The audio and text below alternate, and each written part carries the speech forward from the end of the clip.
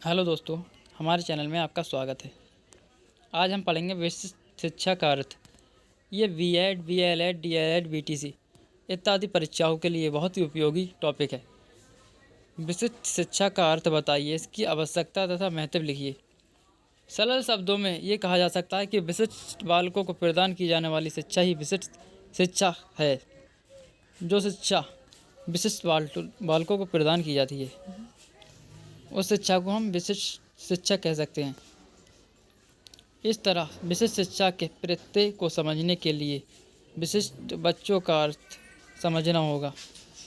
शैक्षिक अध्ययन राष्ट्रीय समिति के अनुसार विशिष्ट बालक वे होते हैं जो कि औसत बालकों से शारीरिक, मानसिक, संवेगात्मक अथवा सामाजिक लक्षणों में इतने अधिक भिन्न होते हैं कि उन्हें अपनी अधिकतम क्षमता के विकास के लिए विशेष शैक्षिक सेवाओं की आवश्यकता होती है। जर्सिल, टेलफोर्ड और सारे के अनुसार कुछ परिभाषाएं के अनुसार विशिष्टता या असाधारणता का लेबल प्रायः उन बच्चों पर लगाया जाता है जो औसत से भिन्न होते हैं। किरो के अनुसार किरो का विचार है, विशिष्ट शब्द किसी एक ऐसे गुण या गुणों को धारण करने वाले व्यक्ति के लिए उस समय प्रयोग किया जाता है जब उस विषय गुण या गुणों के कारण वह साधारण व्यक्तियों से इस सीमा तक भिन्न प्रतीत हो कि वह अपने साथियों के विशेष ध्यान की मांग करे तथा इसके कारण उसकी व्यवहारिक प्रतिक्रियाएं तथा गतिविधियां प्रभावित हों। इस प्रकार इन परिभाषाओं के आधार पर कहा जा सकता है कि विशिष्ट बालक सामान्य बालकों से बहुत भिन्न होते हैं। विशिष्ट बालक सामान्य बालकों से बहुत भिन्न होते हैं। इन भिन्नताओं के कारण बच्चा विशेष ध्यान की अपेक्षा करता है। ये भिन्नताएं बालकों के व्यवहार व उपलब्धियों को प्रभावित करती है। ये भिन्नता शारीरिक, मानसिक, सामाजिक व संवेगात्मक दृष्टि से हो सकती है। इन विशिष्ट बालकों के लिए जब हम विशेष शैक्षिक सेवाओं की व्यवस्था करते हैं तो वह विशिष्ट शिक्षा कहलाती है। जब हम विशेष शिक्षा सेवाओं की व्यवस्था करते हैं तो विशिष्ट शिक्षा कहलाती है।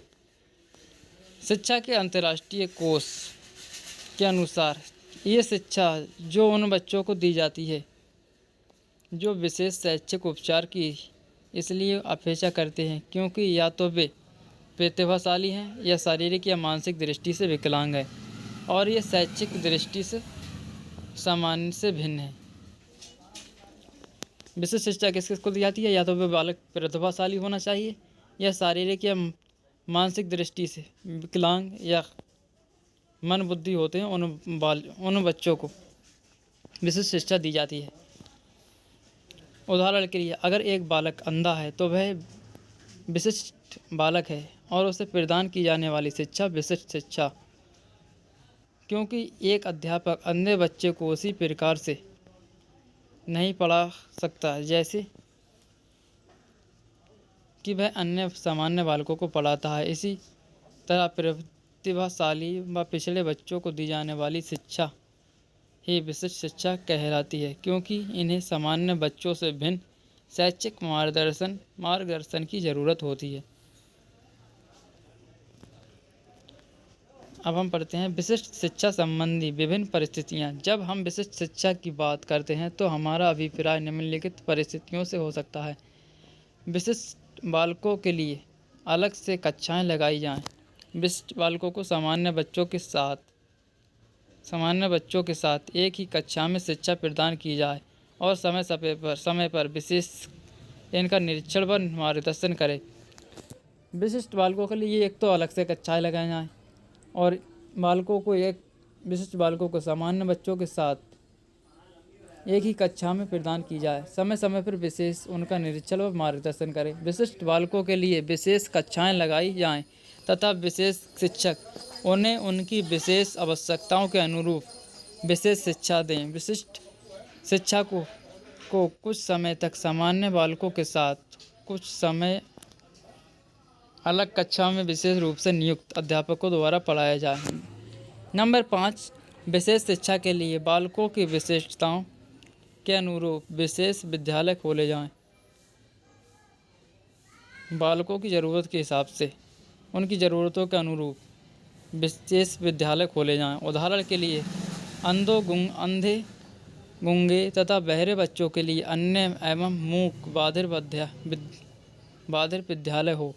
इन विद्यालयों में बालकों की शारीरिक व मानसिक क्षमताओं के अनुरूप शिक्षा प्रदान की जाए। विशिष्ट शिक्षा की आवश्यकता व महत्व। विशिष्ट शिक्षा की आवश्यकता निम्न कारणों से है। विशिष्ट बालकों की जन्मजात योग्यताओं के पूर्ण विकास के लिए प्रत्येक बालक, चाहे वह सामान्य हो या विशिष्ट, उसमें कुछ जन्मजात गुण या विशेषताएं होती हैं। आवश्यकता इस बात की होती है कि उन्हें उनकी इन योग्यताओं या क्षमताओं के पूर्ण विकास के अवसर दिए जाएं, क्योंकि इन बच्चों की आवश्यकताएं सामान्य बालकों से भिन्न होती हैं। अतः यह आवश्यक होता है कि उनके लिए विशिष्ट शिक्षा का आयोजन किया जाए ताकि उनके व्यक्तित्व का स्वाभाविक विकास हो सके। मानवीय संसाधनों के विकास के लिए।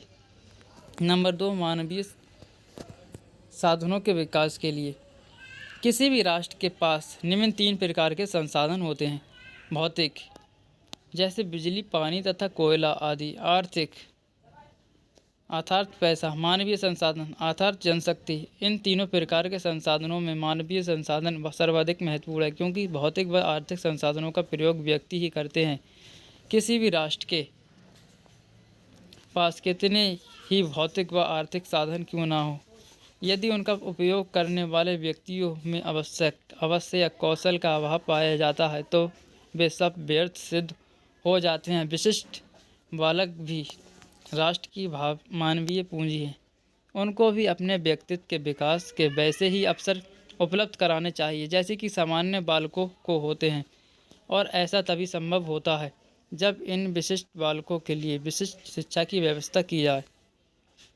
राष्ट्रीय विकास के लिए वर्तमान समय में कोई भी राष्ट्र अपनी जनशक्ति की उपेक्षा करके विकास नहीं कर सकता। उसकी प्रगति, सुरक्षा तथा कल्याण उसके नागरिकों पर निर्भर करता है। कोई भी राष्ट्र जो अपने भविष्य को अच्छा बनाना चाहता है, अपने वर्तमान के बालकों के विकास को अनदेखा नहीं कर सकता, क्योंकि आज के बालक ही राष्ट्र के भविष्य के निर्माता हैं। इसी तथ्य को ध्यान में रखते हुए भारतीय शिक्षा आयोग ने अपनी रिपोर्ट में कहा था, भारत के भविष्य का निर्माण उसकी कक्षाओं में हो रहा है। The destiny of India is being shaped in her classrooms. राष्ट्रीय विकास में विशिष्ट बालकों के योगदान को भी कम करके नहीं आंका जा सकता। राष्ट्रीय विकास में तो प्रत्येक व्यक्ति की साझेदारी होती है। अगर किसी राष्ट्र के भौतिक, आर्थिक या मानवीय साधन व्यर्थ पड़े रहते हैं तो वह कभी भी साधनों की व्यर्थता किसी भी विकासशील राष्ट्र के लिए अभिशाप है। उदाहरण के लिए, अगर प्रतिभाशाली बच्चों की तरफ विशेष ध्यान न दिया जाए, उनके लिए विशेष शिक्षा की व्यवस्था न की जाए, तो देश उनकी योग्यता का लाभ करने से वंचित रह जाता है, क्योंकि इन थोड़ी सी संख्या वाले प्रतिभाशाली बालकों पर राष्ट्र का भविष्य निर्भर करता है। इसी प्रकार बच्चे चाहे विकलांग हों या पिछड़े हुए उन सब में कुछ न कुछ योग्यताएं अवश्य होती हैं, जिनका विकास करके राष्ट्र की योग्य नागरिक एवं कुशल जनशक्ति दी जा सकती है। अतः इसके लिए विशिष्ट शिक्षा का होना अत्यंत आवश्यक है। नंबर 5, कल्याणकारी राज्य के लक्षण को प्राप्त करने के लिए the achieve the goal of welfare state. वर्तमान में लगभग सभी विकासशील राष्ट्र कल्याणकारी राज्य की स्थापना के लिए प्रयासरत हैं। एक कल्याणकारी राज्य की जिम्मेदारी होती है कि वह प्रत्येक व्यक्ति को, चाहे वह सामान्य है या विशिष्ट, अपनी क्षमताओं के अधिकतम विकास के अवसर प्रदान करे और व्यक्ति के विकास के मार्ग में आने वाली समस्त बाधाओं को दूर करे। इस दृष्टि से विशिष्ट शिक्षा अत्यंत महत्वपूर्ण है। नंबर 5, प्रजातंत्र सफलता के लिए। प्रजातंत्र की सफलता आदर्श नागरिकों पर निर्भर रहती है। प्रजातंत्र में आदर्श नागरिक से अभिप्राय उनसे है जो अपने अधिकारों तथा कर्तव्यों के प्रति सचेत हों। दूसरे शब्दों में, प्रजातंत्र की सफलता के लिए जनमत का प्रबुद्ध या सचेत होना बहुत आवश्यक है, क्योंकि ऐसा जनमत ही राष्ट्र का नेतृत्व योग हाथों में सौंपने में सक्षम होता है, जिससे राष्ट्रीय विकास को बल मिलता है। जनमत को सचेत बनाने का कार्य शिक्षा ही करती है, क्योंकि विशिष्ट बालकों का मत भी सामान्य बालकों की भांति महत्वपूर्ण है। अतः उनकी शिक्षा भी उनकी ही तरह आवश्यक है, जिससे प्रजातंत्र को सफल बनाया जा सकता है। शैक्षिक अवसरों की समानता के लिए विशिष्ट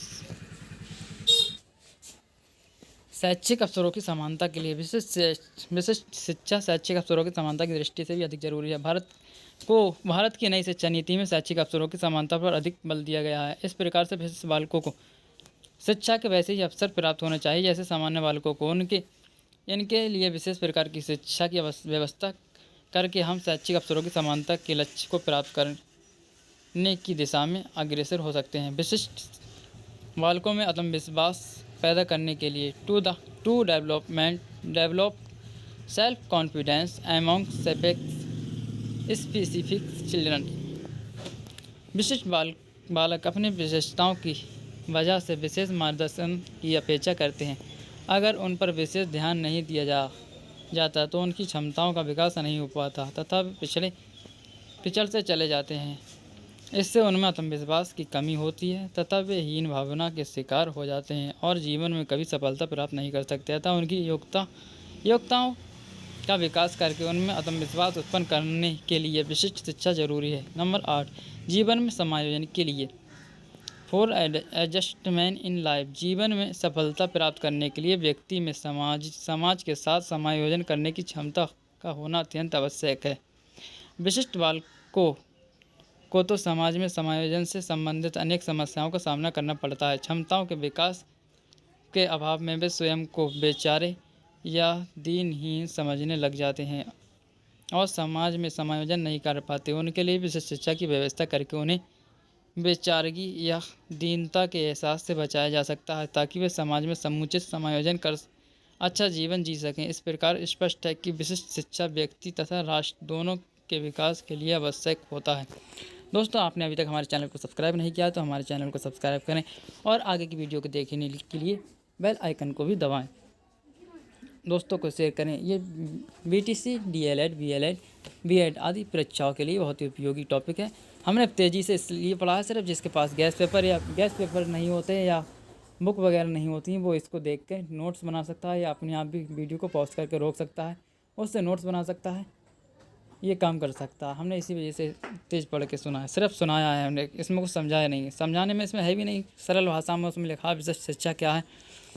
विशिष्ट शिक्षा कहने जो विकलांग बच्चे होते हैं उन्हीं के साथ सामान्य बच्चों को जो शिक्षा दी जाती है, सामान्य बच्चों के साथ शिक्षा देना चाहिए, उन्हीं के साथ बिठा के एक साथ।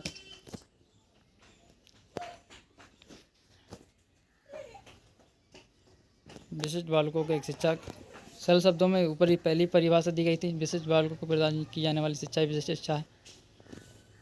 जैसे विकलांग बच्चे हैं, अंधे हैं, बहरे हैं, जो बच्चे होते हैं जो शारीरिक रूप से मानसिक रूप से जो विकलांग बच्चे होते हैं उन्हें एक साथ या उनके लिए अलग से कक्षाएं लगानी चाहिए, यही विशिष्ट शिक्षा कहलाती है। आप इसके लिए बहुत ही अच्छे से तैयार कर सकते हैं, 1-2 बार सुनकर भी इस वीडियो को, और आप पढ़ भी सकते हैं वीडियो को पॉज करके।